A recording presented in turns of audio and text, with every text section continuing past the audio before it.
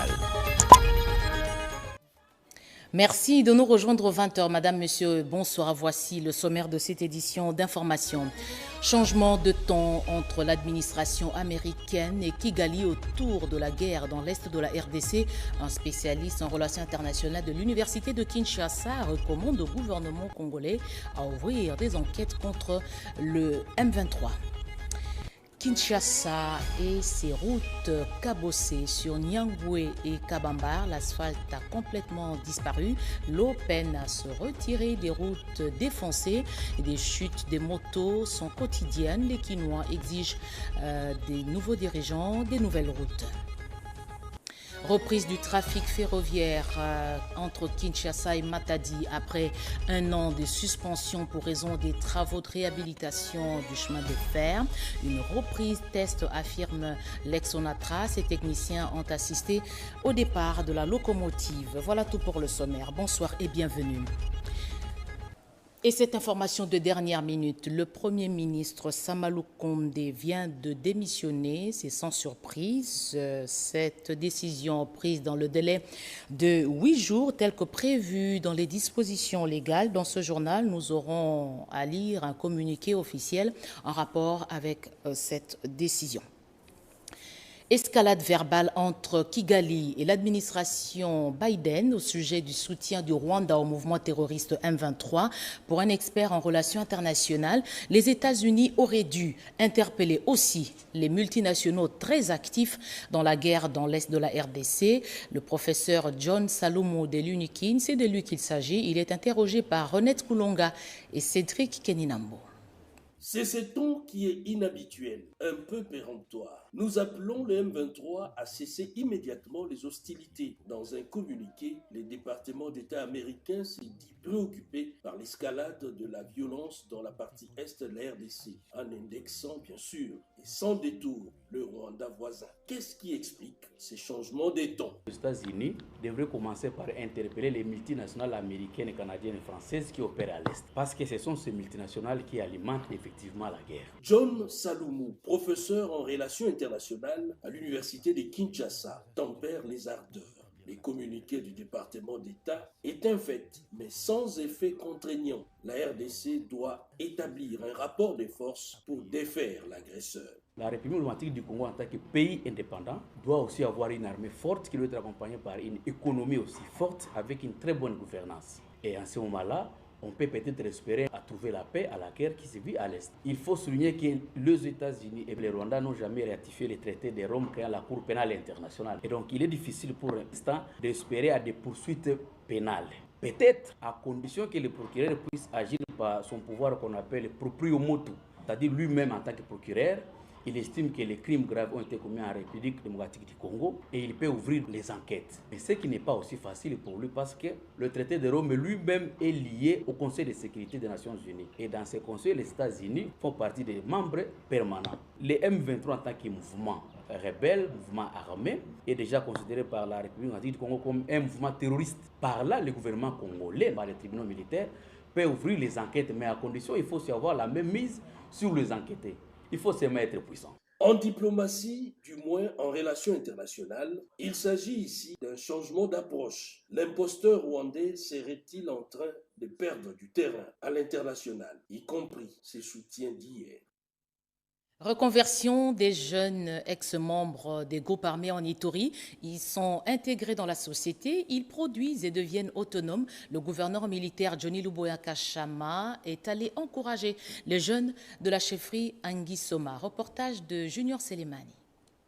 Autrefois exposés à l'activisme de groupes armés, les jeunes de la chefferie de Zandisoma ont accepté de déposer les armes en vue d'adhérer au projet d'entrepreneuriat mis en œuvre à Nyakounde, une initiative qui a considérablement réduit le taux de violence orchestré par les groupes armés dans cette partie de l'Ituri. Des projets similaires seront davantage appuyés par la MONUSCO en cette année de leur retrait progressif en vue de pérenniser les acquis sécuritaires en province de l'Ituri, annonce Karna Soro, chef des bureaux de la mission onusienne en Ituri, face à la population de Nyakoundé. Le gouverneur militaire de l'Ituri, le lieutenant-général Luboyanka Johnny, a d'un ton ferme appelé la jeunesse de cette contrée à œuvrer pour la paix et le développement.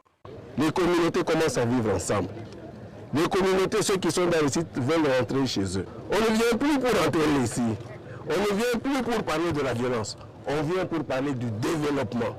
Et nous tous ici, avec nos partenaires, avec nos amis, nous sommes là aujourd'hui pour appuyer ces jeunes, pour qu'ils aillent vers le développement. Notons que l'approche non militaire mise en exergue par l'administration militaire de l'Ituri avait permis à la milice Chinyakilima, FPK en sigle, d'adhérer en première ligne au processus de paix, en laissant place à la reprise des activités socio-économiques dans un climat de paix. La chefferie des Andissoma, autrefois avant l'état de siège, était comparable au cimetière, aujourd'hui une oasis de paix. Y règne. Les nouvelles des consultations de l'informateur Augustin Kabouya, plusieurs regroupements ont été reçus. Dans le lot, Jean-Pierre Bemba, Vital Kamere, Jean-Lucien Boussa, ils ont tous pris l'engagement d'accompagner le président de la République pour son second mandat, Alain Bikaï. Les consultations politiques initiées par l'informateur se poursuivent dans son quartier général sans embâche. Les regroupements politiques, Coalition des démocrates, Côte de Jean-Lucien Boussa, a réaffirmé sa volonté d'accompagner le chef de l'État, Félix-Antoine Tshisekedi Tshilombo, pour la réussite de son deuxième mandat, à l'honorable Augustin Kabouya. Sur ce, Jean-Lucien Boussa a signé l'acte d'engagement avant de saluer le travail qu'abat les sapeurs-pompiers et rassembleurs de l'Union sacrée de la nation, Augustin Kabouya. C'est un travail qui est bien maîtrisé par l'informateur lui-même et son équipe qui se réfère à la Constitution de la République.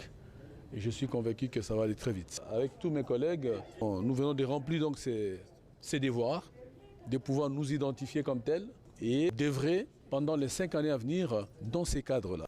La délégation des AAINC et AVK 2018, conduite par son autorité morale Vital Kamere, a marqué aussi sa présence à ces pourparlers. Sans détour, l'homme de Walungu a donné son accord de participer à la majorité parlementaire pour permettre à Félix-Antoine Tshisekedi de mettre fin au drame de l'Est du pays provoqué par les Rwandais et son supplétif du M23. Nous sommes venus répondre à la question de l'informateur, de savoir si nous réitérons notre engagement d'être dans la majorité présidentielle et d'accompagner le président de la République dans l'accomplissement de son programme pour le social des Congolais et pour le développement du Congo. Nous avons dit oui.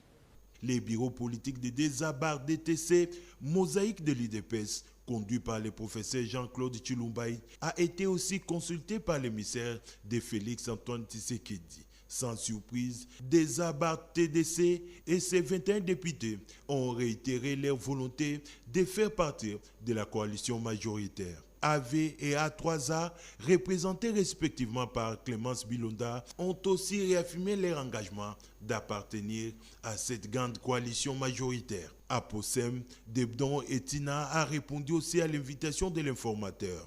Ces partis politiques alliés de l'IDPS a donné son accord de principe pour accéder à la majorité présidentielle. L'honorable Paul Tshilombo a conduit aussi la délégation du regroupement ATIA auprès de l'informateur. Cette mosaïque du parti présidentiel a affirmé son appartenance à la coalition majoritaire à l'Assemblée nationale. Jean-Pierre Liao quitte le gouvernement. L'ancien vice-premier ministre de la fonction publique a posé un dernier geste avant son départ. Il a clôturé l'atelier sur la prévention de l'extrémisme violent. On fait le point avec Nadine Kilochomo, Kemaluma, Cédric Keninambo. Exerçant ses fonctions jusqu'à achever la tâche, le vice-premier ministre en charge de la fonction publique, Jean-Pierre Liao, a présidé la cérémonie de remise de brevets de participation et de la clôture des ateliers de formation sur la prévention de l'extrémisme violent, l'incitation à la haine et l'affirmation du principe de neutralité de services publics de l'État en contexte électoral, ainsi que d'autres formations professionnelles. Le vice-premier ministre de la fonction publique, Jean-Pierre Liao, a souligné l'importance du partage de connaissances acquises acquises par les agents et cadres de l'administration publique, mais aussi la mise en pratique pour tester des nouvelles pratiques positives. L'essence des responsabilités doit toujours vous habiter. L'essence de la justice doit toujours guider vos actions. Ne vous éloignez jamais des critères de la neutralité, de l'impartialité, qui sont essentiels pour un travail bien fait par le responsable que vous êtes. Moi, je crois en vous et je suis sûr qu'avec ce que nous avons mis ensemble, nous pouvons espérer des lendemains meilleurs. J'ai l'intime conviction que dans le mois, les années à venir, notre administration publique sera sans nul doute le fer de lance de la transformation de notre société. Très reconnaissants, les hauts cadres de l'administration publique ont salué l'approche de formation en continu mise en vogue par le vice-premier ministre, ministre de la fonction publique, Jean-Pierre Liaou. Ce sont des sentiments de joie, de satisfaction et beaucoup plus de gratitude envers notre ministre qui a vraiment donné de la valeur à l'administration publique. Nous sommes très honorés, très émus de l'honneur que nous fait Monsieur le vice-premier ministre, ministre de la fonction publique, de cette opportunité de remettre à niveau nos capacités. Avant cette activité, le patron de l'administration publique congolaise a été surpris par une foule de fonctionnaires qui avaient pris d'assaut le bâtiment administratif pour avoir appris l'option levée par le vice-premier ministre, ministre de la fonction publique Jean-Pierre Liaou, de faire le choix de son nouveau mandat de député national tout en restant entièrement à la disposition du chef de l'État pour traduire toute leur reconnaissance au patron de l'administration publique pour son action et le travail bien accompli à la tête de la fonction publique. Je l'ai dit à l'entame de ce journal, le gouvernement Temble, Samalou Condé, a remis sa démission au chef de l'État aujourd'hui. Justement, nous avons des informations sur les instructions relatives à l'expédition des affaires courantes par le gouvernement de la République. Le cabinet du président de la République porte à la connaissance de la nation qu'à la suite de la démission du gouvernement et conformément aux dispositions de l'article 6 alinéa 3 de l'ordonnance du 7 janvier 2022 portant organisation et fonctionnement du gouvernement, modalités de collaboration entre le président de la République et le gouvernement, ainsi qu'entre les membres du gouvernement. Les affaires courantes couvriront les affaires de gestion journalière dont le règlement n'implique pas de décision quant à la ligne politique à suivre, les affaires en cours à propos desquelles la décision constitue l'aboutissement des procédures entamées antérieurement et les affaires urgentes pour lesquelles un retard dans le traitement serait générateur de dommages et de nuisances pour la nation ou contreviendrait aux engagements internationaux de l'État. Dans le souci d'encadrer le fonctionnement harmonieux des pouvoirs publics et de préserver l'intérêt supérieur de la nation pendant cette période, le président de la République, chef de l'État, a instruit les mesures conservatoires ci-après à l'intention des membres du gouvernement, dirigeants des entreprises publiques et du portefeuille de l'État, dirigeants des services, établissements et organismes publics, secrétaires généraux et responsables des administrations publiques. Il s'agit de la suspension jusqu'à nouvel ordre des recrutements, nominations, promotions et mouvements du personnel à tous les niveaux, la suspension jusqu'à nouvel ordre des engagements, des liquidations et de paiement de toutes dépenses publiques autres que celles liées aux charges du personnel, la suspension des missions de service à l'extérieur du pays pour tous les membres du gouvernement et le personnel de leur cabinet, sauf les déplacements liés à certains dossiers spécifiques dont les demandes d'autorisation seront examinées au cas par cas. L'interdiction de recourir aux opérations de cession, de transfert ou d'aliénation des actifs de l'État autres que celles déjà engagées. Toutefois, des cas exceptionnels nécessitant une dérogation seront soumis à l'autorisation préalable du président de la République, chef de l'État. C'est fait à Kinshasa le 20 février 2024. Guilain Niembo Mbouiza, directeur de cabinet. La police va traquer toute personne qui garde sur elle un dispositif de vote électronique. La CENI travaille sur la fiabilité des résultats après des accusations de fraude électorale. Didi Manara, deuxième vice-président de la CENI, l'a indiqué. Il a conduit une mission exploratoire à Yakoma et à Massimani Mbate.